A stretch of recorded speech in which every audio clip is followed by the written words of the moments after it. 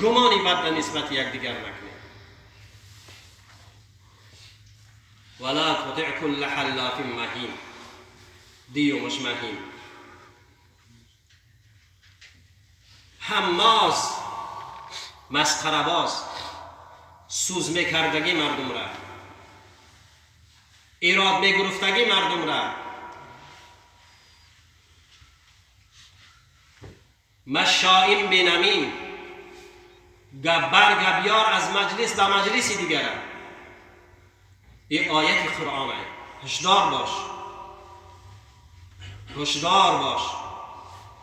از مجلس به مجلس دیگر گپ آوردن ما بین برادرای اون مجلس به این مجلس تفریقه داختن، از این مجلس به اون مجلس گپ بردن، شایسته امت رسول خدا صلی الله علیه و سلم نیست. این گونه امتی چاپلوس امتی کرده در جناب رسول الله صلی الله علیه و سلم نمیتونه.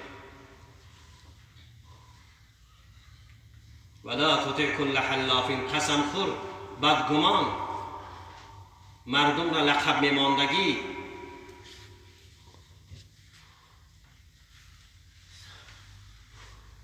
همازم مشائم، گبر گبیار، مناع للخیر،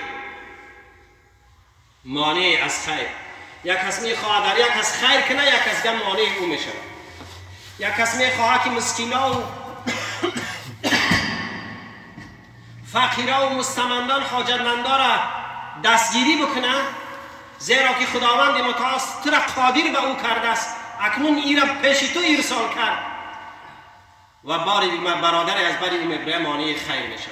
مانع خیر از گناه انسان هایی هست که بر رسول معظم اسلام صلی الله علیه و سلم تحقیق شد که رابطه بر اینها نکن. ولا تطع كل حلاف مهین، هماز مشائم بنمیم، مناع للخیر، معتدین،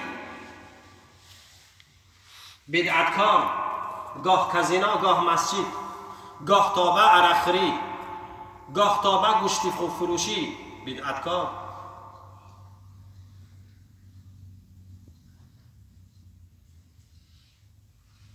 عطلین، هشتم، دغل معامله به لفظ اصطلاحات امروزه خود دیما که در روسیه هستن، یعنی رفتاری قبیح میگن. که قبیح چی میگن؟ گروبی میگن رفتاری بد میکردگی به مردم. هر کسی که رفتار میکنه رفتاری قبیح. دغل معامله، معاملش همیشه دغل است. بعد ذلك زنین، از بچه‌ای که از حرام پیدا شد، با واسطه زنا پیدا شد.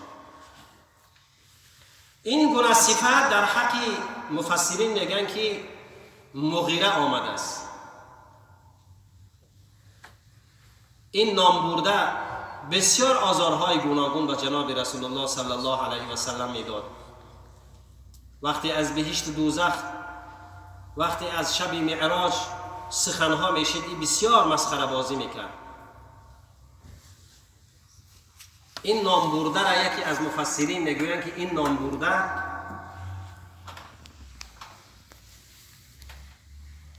وقتی که همین 9